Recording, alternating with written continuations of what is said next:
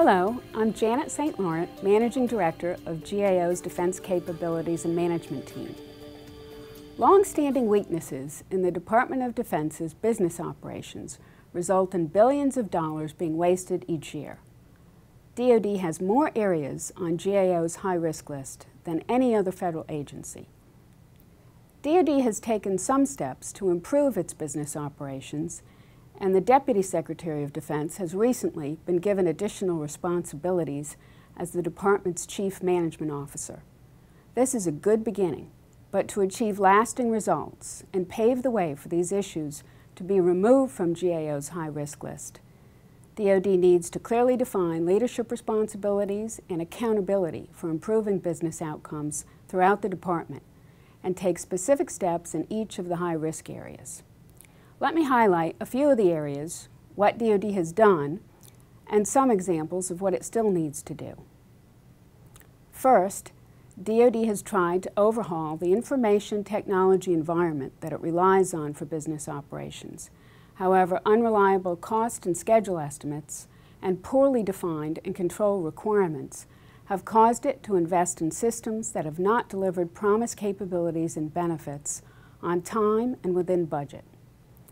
DoD has taken steps to incorporate best practices in its business enterprise architecture, but it needs to apply more rigorous management controls in acquiring and managing business system programs and projects.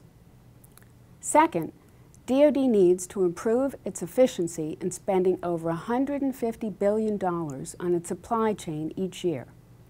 For example, the military services have billions of dollars worth of spare parts that are excess to its current requirements. DoD is taking some steps so that it can better estimate demand, reduce excess inventory, and distribute supplies, but it still needs to develop a solid plan with performance and cost metrics to guide improvement efforts and demonstrate results. Third, the lack of standards, metrics, and a good funding plan make it challenging for DoD to control costs and keep its facilities from deteriorating. While it has revised its strategic plan and improved its funding models to better address these issues, DoD still needs to more clearly define requirements, adequately fund maintenance, and develop common standards and metrics for managing its infrastructure.